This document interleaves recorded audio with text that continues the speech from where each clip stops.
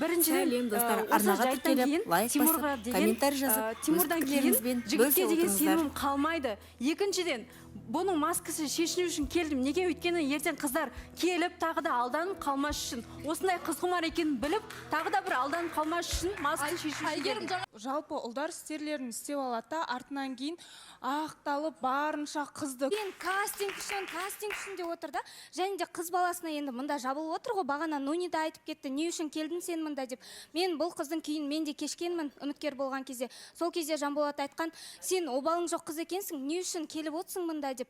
Негізі бұл ара қатынас, енді таныстық деп айтайыншы, таныстық елдің алдында болғаннан кейін, елдің алдында біту керек деп ойлаймын. Елдің алдында жауапкершілігіміз бар біздің, көрермендердің алдында. Сол үшін келіп отқан қыз, үйтіп қыз баласын көме бермеңіздер. Дұрыс, енді әркімнің шындығы өзінде. Мен айта кетейін. Мен просто неге қараладым деп жатыр ғой. Мен үндемей, басында мән берсеңіздер, үндемей айтып алсын, соны тыңдап отқам. Мен одан кейін айтқан нәрсесіне кейін қарай қалай болды солай атып беріп отырмын.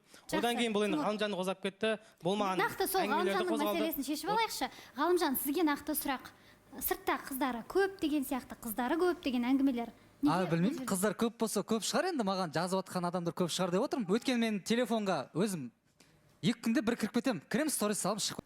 Енді бәрі сұрап кетті ғой, не үшін келдің, неге маскасын шешіп жатсың деп. Мен жігітке деген сенім қалған жоқ. Қыздар білсін бұның ертең қандай адамға келетінін, қандай қызқұмар келетінін. Және де қазір осындай сүмелек жүргіштердің арасынан, жүргіштердің кесірінен қазір қазақстанда ажырасу да көп. Әйгерім деген қатты кетіп бара жатыр да ана жерде. Мен шыдай алмадым, бағанадан бері үндемей отырмын ғой. Біраз нәрсесін білемін ғой негізінде. Әйгерім, ұялмайсың ба? Ұялмаймын. Сен өзің де басында қалай бастадың? Қырған жоқпын мен. Айгерім, қойсашы, біз білеміз ғой. Дәлеліңіз бар ма? Дәлеліңіз бар ма? Дәлелге, сенде дәлелің жоқ нәрсені, біраз нәрсені айттың Тимур туралы.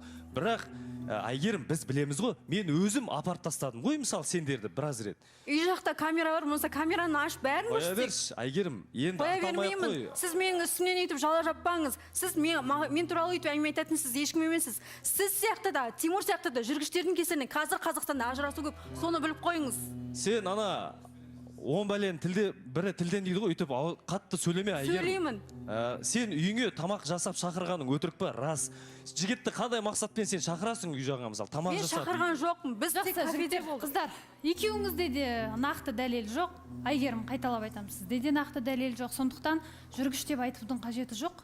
Ұстап алған жоқсыз, көрген жоқсыз. Түсініп тұрмын, өте орынсыз хат жазғаны, мәселе бар. Бірақ нақты әрі қарай талқылайын десем, түсінгенім бойынша сіздерде қарым-қатынас аяқталғалы жатқан. Аяқталды, иә. Таныстық тоқтайды. Ассалаумағалейкум, қалайсыздар? 2 минут жатыр. Әбит, не дейсіз, Әбит, айтыңызшы?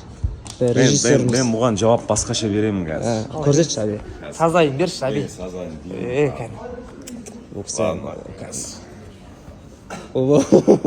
Қатты дайнап жатыр, ойғадың ба? Кән. Әкетейін жатыр бұл кісі. Бізде жоқ бұндай деген. Қазір шешініп алайын ба? Шешініп жатыр еше, ойбой, нәкісіге. Қазір шешініп алайын ба? Айыр адам, Қара онда. Болды ғой, болды. Сен істеп алса бірші. Соны айтамын, істеп көрсін. Күніне неше рет ренжисің? 5 рет? Это норма. Махаббат достар. Ол зарядка сияқты ғой? Негізі жүрек болып жабысады ғой, негізі ше. Да. Болмай адам. Міне. Не жүрек? Жақсы. Айдан сізде болашақта енді ситуативный сұрақ. Енеңізбен бір проблема болып жатса, қалай шешесіз? Проблема ма? Сөзбен шешіледі ғой. Әңгімелесу арқылы, сөйлесу арқылы. Ал оны күйеуіңіз мысалы араласып кетсе, немесе араласқан қалайтын ба едіңіз? Күйеуім ба? Араласып екі жаққа да түсіндірген дұрыс деп ойлаймын. Араласқан дұрыс. Мамасына мысалы айтыпты, менің ситуациямда маған келіп, мамасының ситуациясы жағынан, сол көзқарас жағынан айтқан. Перизат қалыңыз қалай? Саламат, жақсы, сіз қалайсыз? Жақсы, бір траурда отқан әйел ұқсап отырсыз ғой. Неге? Білмеймін. Бәрі жақсы. Бәрі жақсы ма? Көңіл күйіңіз? Жақсы. Қалыңыз қалай? Жақсы, өздеріңіз қалайсыздар? Жақсы. Шерхан, сізге сұрақ. Егер болашақта әйеліңіз бен анаңыздың арасында бір келіспеушіліктер болса, сіз араласасыз ба ондай жағдайда? Қалай шешетін едіңіз? Араласу керек қой, бәрібір араласасың ғой. Қарап тұрсыңдар деп қарап тұрмайсың ғой.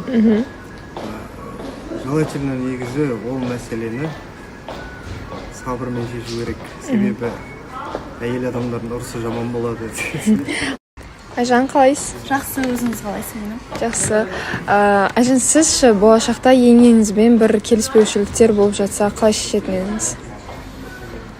Бір ұрыс боламыз деп ойлаймын бәрібір де. Сосын? Боламыз, сосын шай ішеміз артынан. Күшті болып. Нұржан, сіз үшін жобадағы 3 сұлу қыз, топ 3. Ақерке. Жоқ енді, айтайын. Сіз қалай? Жақсы, рахмет, өздеріңіз қалайсыздар? Жақсы. Лаура, сіз болашақта енеңізбен бір келіспеушіліктер болып жатса, қалай шешетін едіңіз? Отырып сөйлесіп, сөйтіп Ал күйеуіңіз араласып жатса, күйеуімді араластырмайтын. Ондай нәрсеге мен ойымша, екі адам өзі ересек адамдар отырып сөйлесіп шешу керек. Гаухар ханым, қалыңыз қалай? Әдемі болып тұрсыз. Гаухар ханым, сіз болашақта енеңізбен бір келіспеушіліктер болып жатса, енді сіз өзіңіз ене болатын жастыққа келіп қалдыңыз. Ол кісі де мінезіңізді көтермей жатса, қалай шешесіз? Егер енді менің болашақ жолдасым менімен жасты болып жатса, значит менің енем где-то 80-90-ға келген кісі болатын шығар, енді үлкен кісіге не деп айтасың? Шолпан ханым, қалайсыз? Жақсы, шүкір, өздеріңіз қалайсыздар? Жақсы. Шолпан ханым, сіз енді мінезіңіз қалыптасқан, сондай бір жас қыз емессіз ғой. Болашақта енеңізбен бір келіспеушіліктер болып жатса, қалай шешесіз? Енді не болса да ененікі дұрыс деп санаймын. Себебі енді ол адам менің күйеуімнің, болашақ жарымның ең жақын адамы. Сондықтан да ол кісіні кемінде алдап, арбап, жақсылап, не үшін олай ашуланғанын біліп деген сияқты. Қалыңыз қалай, Абылайхан? Жақсы, Аллаға шүкір, өздеріңіз қалайсыздар? Жақсы. Абылайхан, сізде болашақта әйеліңіз анаңызбен ұрсып жатса, қалай шешесіз?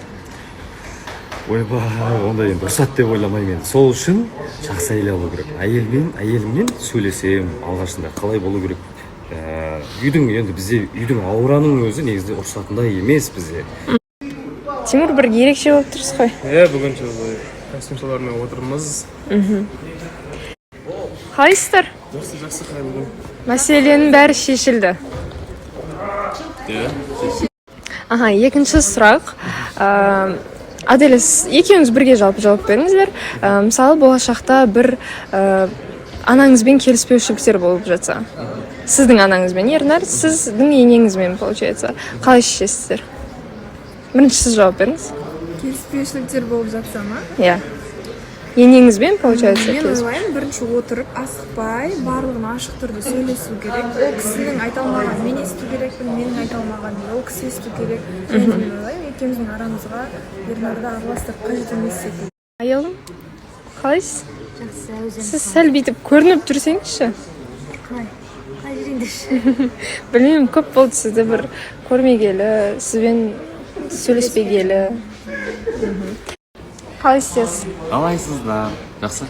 Жақсы ма? Музаңыз қалай? Қандай? Қайсысы деп? Ой.